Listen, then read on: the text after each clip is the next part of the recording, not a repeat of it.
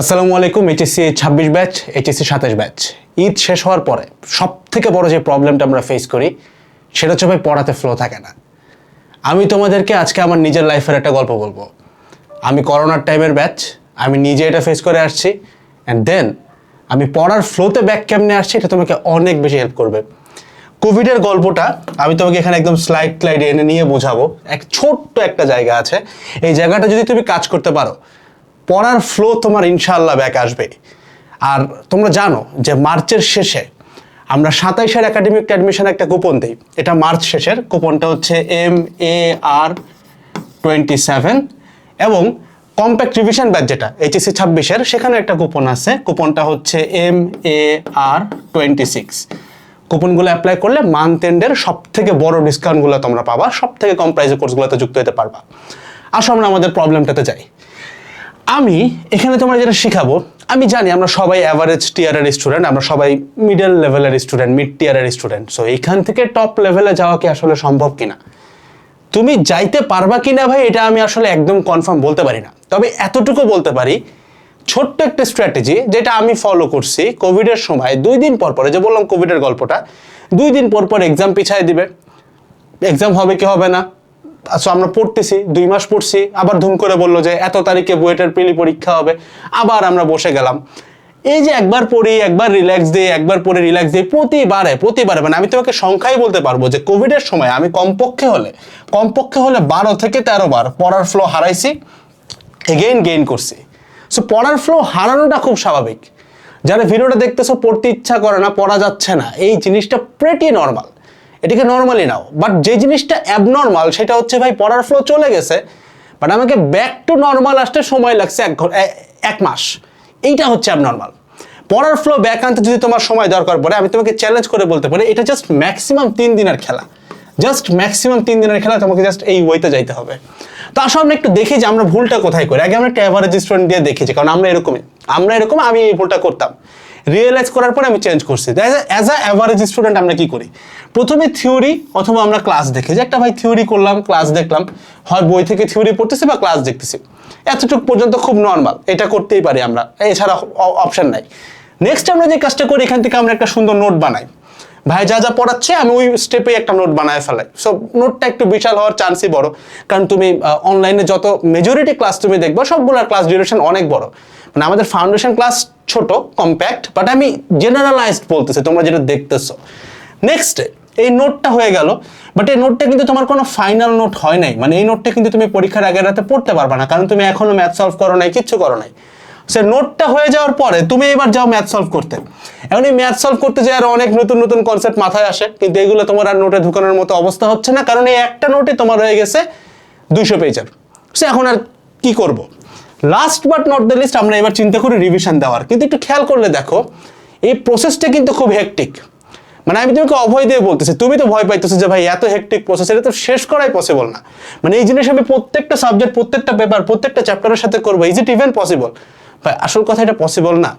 Possible না দেখে total lengthy প্রসেসটা তুমি কমপ্লিট করো না, এন্ড বারবার ওই যে ফ্লোটা একবার হারাইছে, একবার যে ফ্লোটা গেছে এই ফ্লোটা তার তুমি আসতে পারো না। কারণ তুমি খেয়াল করলে দেখো এখানে কোনো কিছুই তোমাকে একটা ফাইনাল আউটপুট দিচ্ছে না। তুমি এখানে যে ক্লাসটা করছো এই ক্লাসটাতেও তোমার পুরোপুরি আউটকামটা আসে নাই, কারণ তোমার এখনো ম্যাথ সলভিং করা বাকি, প্রপার ম্যাথ সলভ করা তোমার বাকি, প্র্যাকটিস করা বাকি। আবার তুমি যে নোটটা করছো সেই নোটের বেসিস ছিল শুধুমাত্র এই ক্লাসটা, যার কারণে যখন এই ম্যাথ সলভ করছো তখন আবার অনেক নতুন ম্যাথ আসছে, ম্যাথের মধ্যে অনেক নতুন থিওরি শিখছো, ওই ভাইয়াই তোমাকে পড়াইছে, জোস পড়ায়, বাট তোমার নোটটা তো ফাইনাল হয় নাই ভাই। সো এই প্রবলেমটার সলিউশন হিসেবে টপাররা কি করে, যে জিনিসটা আমি এক্স্যাক্টলি কোভিডের টাইমে জানতাম, দ্যাটস ওয়াই এই 10, 12, 13 বার আমার ফ্লো ব্রেক হওয়ার পরেও 3 দিনে, জাস্ট 3 দিনে আমি ফ্লোতে ব্যাক এসে একটা কাম ব্যাক দিতে পারতাম। প্রসেসটা কি তোমাকে আমি দেখাই। প্রথমত থিওরি বা ক্লাস করব, দ্যাট ইজ প্রিটি নর্মাল, সবাই করছে, ঠিক আছে। এর সাথে ছোট্ট একটা জিনিস অ্যাড হবে, সেটা হচ্ছে কোশ্চেন করা। আমি আমার বিগত অনেকগুলো ভিডিওতে একটা জিনিস তোমাকে আমি বলছি যে আমি যখন ক্লাস করতাম, কিংবা একটা টপার লেভেলের স্টুডেন্ট যখন ক্লাস করে, সে সবসময় তার পাশে একটা ছোট্ট রাফ খাতার মতো মেনটেন করে। এটা তোমার এরকম একটা সিম্পল প্যাড হইতে পারে, যে কোনো কিছু হইতে পারে। তুমি যেটা করবা, ওই ক্লাসটা হওয়ার পর ওই ক্লাসটার যতটুকু টপিক তুমি দেখছো ওই টপিকের উপর নিজে কিছু কোশ্চেন করবা। আগে একটা জিনিস মাথায় রাখো, তোমার ফ্লো ব্রেক হয়েছে, সো তুমি চাইলে লিঙ্ক দিয়ে একটা প্রসেসে যাইতে পারো না। তোমাকে যেটা করতে হবে সেটা হচ্ছে জিনিসটাকে ইন্টারেক্টিভ বানাইতে হবে। অর্থাৎ তুমি নিজের সাথে প্রশ্ন করতেছো, ওইখান থেকে একটু ফ্লো বাইর হবে, আবার একটু ক্লাসটা দেখতেছো।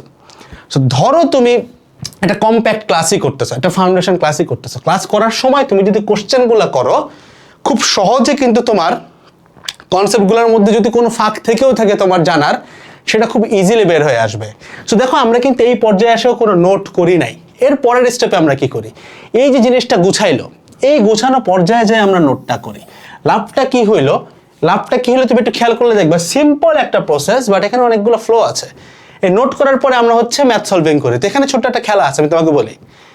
আমি যে কোশ্চেন করলাম, আমি যে ক্লাস করার সময় কোশ্চেন করলাম, একদম তুমি পৃথিবীর যে কোনো ক্লাস পিক করতে পারো।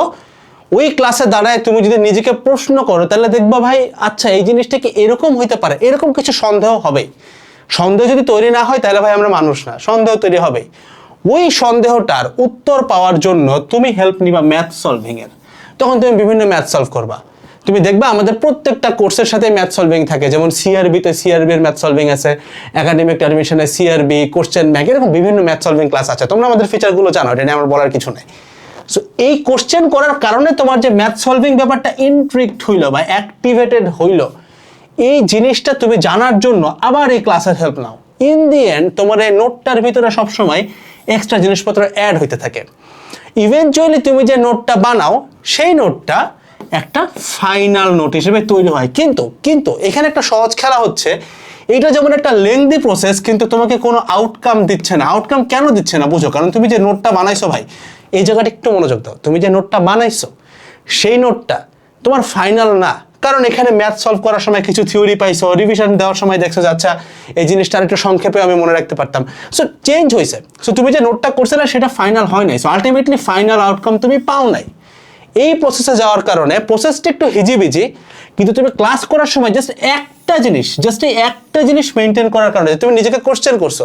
সো দ্যাটস ওয়াই তুমি তখন এই ম্যাথ সলভিং এ যে প্রবলেমগুলো পাইছো, ওইটাও তোমার আস্তে আস্তে নোটে গেছে। দ্যাটস ওয়াই এই নোটটা হয় তোমার একটা ফাইনাল নোট, যেটাকে আমরা বলি কম্প্যাক্ট রিভিশন ম্যাটেরিয়াল। এই জিনিসটা থাকার কারণে যেটা হয়, তোমার কাজটা অনেক সহজ হয়ে যায়। সো যখন তুমি সহজ পাচ্ছ, অটোমেটিক্যালি তোমার ব্রেন তোমাকে সিগন্যাল দেয়, মোটিভেটেড রাখে যে না ঠিক আছে, পড়ার ফ্লো চলে আসছে। এই জিনিস যদি পরপর জাস্ট 2 থেকে 3 দিন করতে পারো, তুমি দেখবা অটোমেটিক্যালি তোমার পড়ার ফ্লো ওই 1 ঘন্টা পড়তে পারি না থেকে 10-12 ঘন্টায় চলে গেছে। আমি নিজে করছি, প্র্যাকটিক্যাল এক্সপেরিয়েন্স থেকে তোমাকে বললাম। আর এই কম্প্যাক্ট রিভিশন ম্যাটেরিয়াল করার আরও একটা সহজ উপায় আমি তোমাদেরকে বারবার বলি। আমাদের যে কোনো কোর্সে যে ফাউন্ডেশন ক্লাসগুলো থাকে, সেই ফাউন্ডেশন ক্লাসগুলো যদি কেউ A to Z নোট করতে পারে, তাহলে ভাই সেটাই তার কম্প্যাক্ট রিভিশন ম্যাটেরিয়াল। অর্থাৎ সে পরীক্ষার আগের রাতে কি পড়তে চায়, তুমি যেখানেই থাকো না কেন। আর সিআরবিতে আমরা কি করি জানো, সিআরবিতে যে ম্যাথ সলভিংগুলো করাই না, এই ম্যাথ সলভিংগুলোর ভিতরে টেস্ট পেপার থেকে শুরু করে তোমার বিভিন্ন রাইটারের ম্যাথ যা কিছু আছে, সব কিছুর মোস্ট কম্প্যাক্ট ভার্সনটা তোমরা সলভ করো। আমরা ইভেন এইটুকু ক্লেম করি যে ধরো তোমাকে বিশাল একটা চ্যাপ্টার, যেখানে টেস্ট পেপারে সিকিউ আছে 150টার কাছে, 15টা সিকিউ পিক করে দিব, এর বাইরে এইচএসসিতে একটা সিকিউ পাবা না ইনশাআল্লাহ। আর ইভেন ম্যাথ এমসিকিউর কথা যদি তোমাকে আমি বলি, আমরা লাস্ট সিজনে 22টার উপরে এমসিকিউ কমন দিছি, অ্যাভারেজে বোর্ড ভেটে 25টার ভিতরে। সো আই গেস তুমি বুঝতে পারতেছো যে আমরা আসলে কোন জায়গাটাতে কাজ করি। সো যারা এখনো পড়ার ফ্লোটাতে ব্যাক আসতে পারো নাই ভাই, সর্বোচ্চটা দাও। অ্যান্ড যতটুকু জাস্ট মেথড আমি তোমাকে দেখাই দিলাম, ওই ফ্লো চার্টটা মেনটেন করে জাস্ট ভাই কিচ্ছু না, 3টা দিন দাও, পড়ায় তুমি ব্যাক আসবাই ইনশাআল্লাহ। আসসালামু আলাইকুম সবাইকে, টাটা।